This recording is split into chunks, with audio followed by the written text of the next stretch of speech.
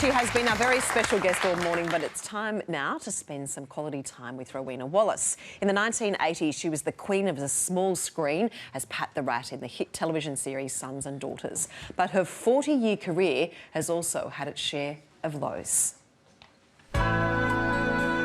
She first started acting in her early teens, but it was her breakout role as Pat the Rat in the hit series Sons and Daughters that cemented Rowena Wallace as one of Australia's most popular stars. Give us half an hour and we'll all be the best of friends. But years later, that star began to fade, and as the light ran out, so did the money. I went through it like a dose of salts. I had a wonderful time. I'm very generous with myself and I'm generous with other people as well, especially my parents. There were new fridges, new cars, new all sorts of things, and I had a ball. I just love it. I love making me happy and everyone else as well. Bad money's a problem for me. I can't hang on to it. It's very slippery. By her own admission, her life over the years has been a mixture of highs and lows. But unfortunately for this one-time queen of the screen, the lows are seemingly more frequent. She's had to declare bankruptcy and, like so many others, struggles to live on the pension. There are always a few days before the next pension day when I actually don't have any money at all. I've never known that in my life before. It's a very scary feeling.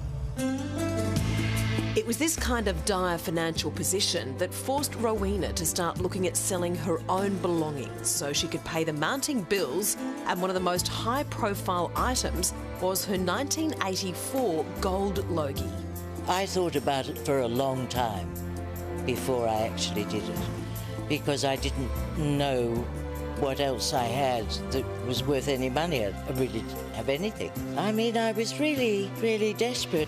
So she sold it privately for an undisclosed sum and instructed a third party to release money when required.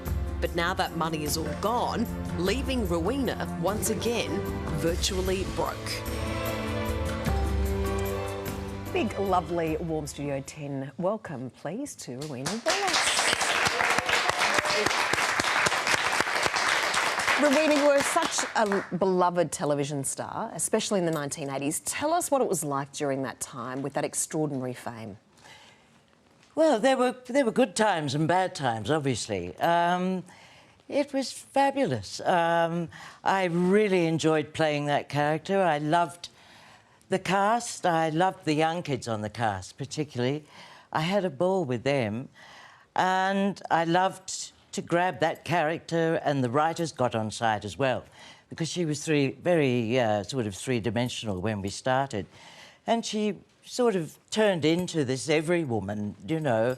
Yeah, just like my mother, just like my girlfriend, whatever. You set the benchmark for TV bitches, though, didn't you, Rowena? Oh, I don't know about that, you really. did. I mean, Nobody's compared since, it's true. Pat the Rat was it. No one person makes a show. It's the input of everybody on it. Of course. And you can't respond as a decent actress unless you get somebody responding well to you. And that role tired you out, didn't it, really? Yeah, it did, yeah. I felt like if I'd been a violin, my strings would have broken. You know, it was like all the crying, the getting drunk and the pills and the this and the that and wanting to stab people.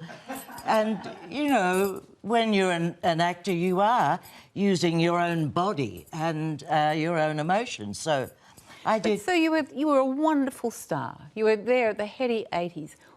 Why is it impossible now for you to get a role? What's gone wrong? I've got no idea, Isa. I mean, you still act. Well, I don't. But you could. Oh, I could, yes. So why don't you In get fact, a gig? I think I would be a better actor now than I was then, because I've been through so much. You've been through your mother courage, aren't you, when you think about it? A bit of life it? experience. So you don't knock on doors and say, I'm here, give me a job? Well, I don't, and I've never been very good at that.